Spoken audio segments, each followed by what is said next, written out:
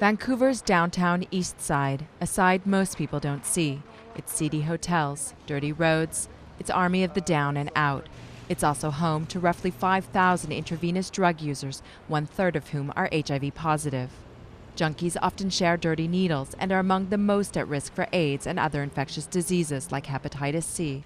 Lowering that risk is the goal of Insite, hey guys, North America's first legal injection center. I was making bubbles on my skin.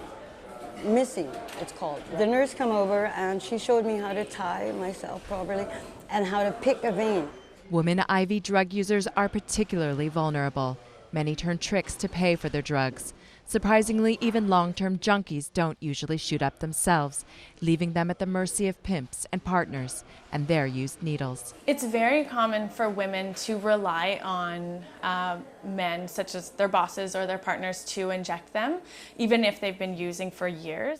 600 people visit Insite per day, not just for the shooting gallery. For those who want it, there's HIV testing, basic first aid, and a way out of addiction. We have a facility upstairs that's a detox, so people who come here are more likely to go into treatment. 8 years after opening, the numbers show Insite's effect on the downtown east side. HIV infection rates have dropped by more than half among IV drug users, and fatal overdoses are down 35% within a 500-meter radius of the center. But its existence is under threat. Proof of success has not swayed advocates of a strict anti-drug policy who accuse it of fostering addiction and crime. There has been an extraordinary amount of research done on the site, all pointing to its positive effects. That initiative to get more research and to, find alternative ways of dealing with addiction, I think, are straws that disguise the government's ideological opposition.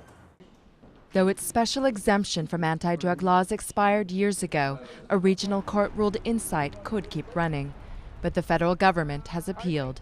It's now up to the Canadian Supreme Court to decide on the matter in the next few months. And the fate of the downtown east side may hang in the balance.